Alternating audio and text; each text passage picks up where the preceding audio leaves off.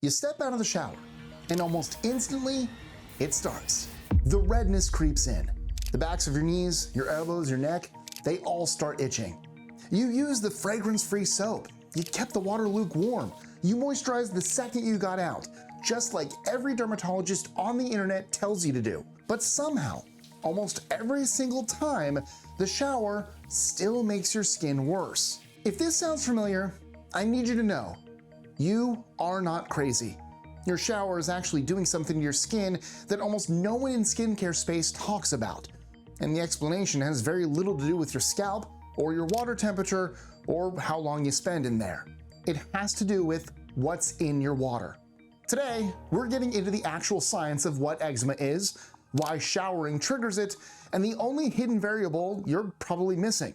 Hit subscribe, and let's get into it. What eczema actually is. Over 31 million people in the US have eczema, also known as atopic dermatitis. But for a condition this common, it's wildly misunderstood, even by people who have lived with it for their entire lives. Most of us think of eczema as a surface issue, red, dry, flaky, itchy patches. So we treat it like a surface issue. But that framing is backwards. Eczema isn't really a skin surface problem, it's a skin barrier problem, tangled up with an overactive immune system.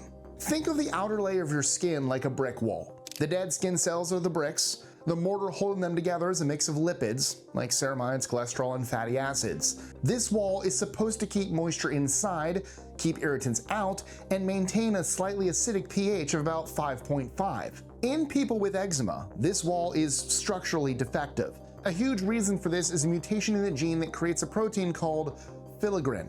Filaggrin is the ultimate multitasker. It helps pack your skin cells tightly together, and it breaks down into natural amino acids that keep your skin hydrated.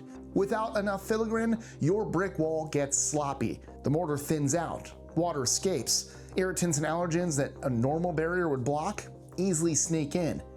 Your immune system spots those invaders and freaks out, triggering inflammation. You itch, you scratch, you break the wall down even more, and the cycle repeats. This is exactly why surface level creams often feel like a temporary band-aid. They fight the inflammation, but if your environment keeps knocking the wall down, you're fighting a losing battle. And your shower? It's the ultimate wrecking ball. What showering does to your barrier. It sounds crazy, but water isn't neutral. We assume that getting wet equals hydration, but staying in water actually causes your outer skin cells to swell up. When you get out, they dry and shrink back down, contracting unevenly and literally cracking your skin's organized barrier. Plus, the water washes away the natural oils your skin desperately needs. Hot water just speeds this up. It melts away your lipid barrier and causes water to evaporate out of your skin even faster. That's why lukewarm showers are universally recommended. They genuinely help. Then there's your soap. Most standard body washes are slightly alkaline, but remember, your skin wants to be mildly acidic. Every time you use an alkaline soap, it raises your skin's pH, which shuts down the good enzymes that repair your barrier.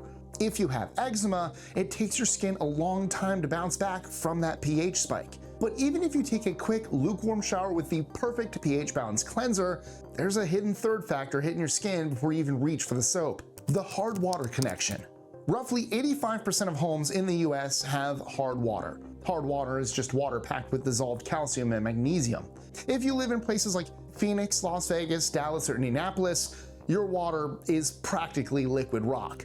You probably already know it leaves scale on your faucets and ruins your shower glass. But what is it doing to your skin? At a molecular level, it's a nightmare. In 2016, researchers at King's College London looked at exactly what calcium ions, the main mineral in hard water, do to the skin. They found that these minerals directly attack and disable filaggrin. Yes, the exact same barrier building protein that eczema sufferers are already lacking. It's a brutal double whammy. You're starting with a genetic filaggrin deficiency, and your tap water is actively destroying whatever you have left.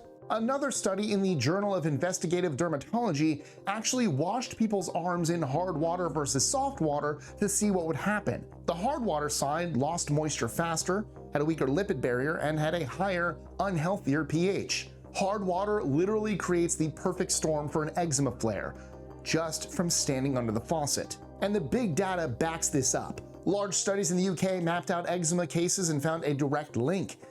Areas with harder water have higher rates of eczema, especially in babies. Chlorine and your microbiome. But it's not just the minerals. There's also the chlorine. City water uses chlorine as a disinfectant to kill pathogens in the pipes, which is great for public health, but terrible for your skin barrier. Chlorine is a chemical oxidizer. It eats away at your ceramides and completely disrupts your skin's microbiome. We talk about gut health all the time, but your skin has its own delicate ecosystem of good bacteria that help regulate your pH and fight off bad bacteria. One of those bad guys is Staph aureus, a bacteria that loves to colonize eczema-prone skin and trigger massive angry flares. When you shower in chlorinated water, it acts like a daily carpet bomb, wiping out the good bacteria that usually keep staph in check. So let's look at what's actually happening in your daily shower. Your soap is throwing off your pH. The hard water minerals are destroying your barrier proteins, and the chlorine is wiping out your good bacteria. They are all teaming up against your skin at the exact same time. Triggers versus root causes. Now, I'm not saying standard triggers like stress, sweat, or scratchy fabrics don't matter. They do, but they operate in the background. Think about it. If your skin's barrier is healthy and intact, a stressful week at work might not cause a flare. But if your barrier is being shredded by hard water and chlorine every single morning, your defenses aren't down. Suddenly, every tiny trigger sets you off. This is why moisturizing immediately after you shower is so crucial. You're desperately trying to trap whatever moisture's left. But if the water itself is fundamentally breaking down your skin on a molecular level, moisturizer is just damage control. What you can do about it. So, how do we fix this?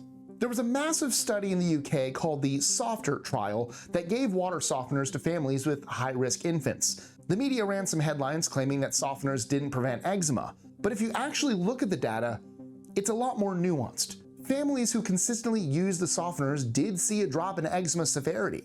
It didn't cure it, because nothing cures eczema in isolation, but taking the hard minerals out of the equation absolutely helped. In your own home, installing a whole house water softener is the gold standard. If you rent or just don't want to spend thousands of dollars, look into a high quality shower filter. You want one with KDF 55 media, which specifically targets chlorine and heavy metals. Some even use vitamin C to neutralize chloramines. Just keep in mind, most basic shower filters won't soften hard water. You need an actual ion exchange softener for that. But stripping out the chlorine is still a massive win for your skin's microbiome. Combine that filter with the golden rules of eczema showering. Lukewarm water, keep it brief, use a pH balanced, fragrance-free cleanser, pat dry, don't rub, and slap on a heavy emollient within 3 minutes of getting out. The bottom line, eczema is a barrier disease, and your shower is an active threat to that barrier. If you're doing everything right and your skin is still flaring, you aren't failing. You just haven't tackled the water yet. Check your local water hardness. You can usually find it in your city's public consumer confidence report. Stop treating the shower as a passive routine and start treating it as an active exposure that you have the power to change. If this video finally explains something your dermatologist never mentioned, hit that subscribe button. I've linked all the research we talked about in the description below, along with how to check your local water. Take care of your skin. And I'll see you in the next one.